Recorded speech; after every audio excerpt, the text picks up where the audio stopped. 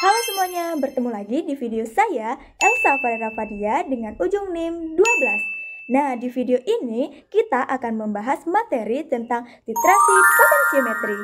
Nah, titrasi ini tidak pakai indikator loh. Lalu bagaimana ya cara kerjanya? Penasaran? Yuk simak sampai akhir. Jadi, pada dasarnya titrasi potensiometri sama dengan titrasi biasa, yaitu metode analisis kuantitatif yang digunakan untuk menentukan konsentrasi dari suatu larutan dengan menggunakan larutan baku atau larutan yang sudah diketahui konsentrasinya secara pasti.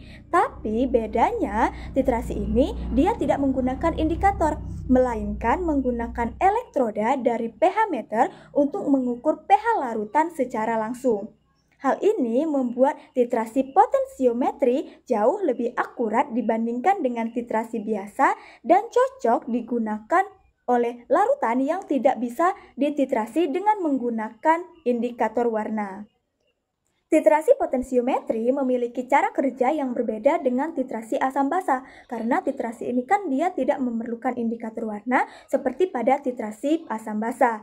Sehingga cara kerja dari titrasi potensiometri dimulai dengan mengukur pH dari larutan titrat dengan menggunakan pH meter untuk mengetahui pH awalnya.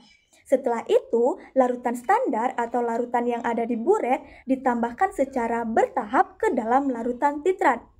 Biasanya larutan standar ditambahkan dalam volume kecil, misalnya 0,5 ml setiap kali. Nah, di setiap penambahan 0,5 ml larutan standar, pH dari larutan diukur kembali dengan menggunakan pH meter, kemudian datanya dicatat. Titrasi ini terus berlanjut sampai terjadi perubahan pH yang signifikan. Setelah data-data percobaan sudah terkumpul, kita bisa menggunakan data-data tersebut untuk membuat grafik pH terhadap volume titran, di mana grafik inilah yang akan membantu kita untuk menentukan titik ekuivalen dalam titrasi potensiometri. Bagaimana caranya? Nah, caranya itu dengan mengamati lonjakan yang tajam yang ada dalam grafik tersebut. Titik ekuivalen berada di tengah-tengah lonjakan tersebut di mana perubahan pH terjadi secara drastis.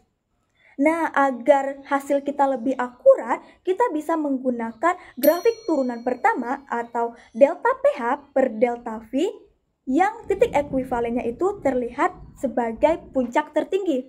Atau juga kita bisa menggunakan grafik turunan kedua atau delta kuadrat pH per delta kuadrat V yang dimana titik ekuivalennya berada di titik 0. Karena metode inilah, titrasi potensiometri lebih akurat dibandingkan dengan titrasi biasa lainnya. Wow! Agar kita lebih paham dengan materi ini, mari kita jawab contoh soal berikut ini. Pertanyaannya, apa tujuan penggunaan pH meter dalam titrasi potensiometri? Nah, jadi pH meter dalam titrasi potensiometri ini digunakan untuk mengukur pH larutan secara akurat setelah setiap penambahan dari titran, di mana berbeda dengan titrasi asam basa yang menggunakan indikator warna.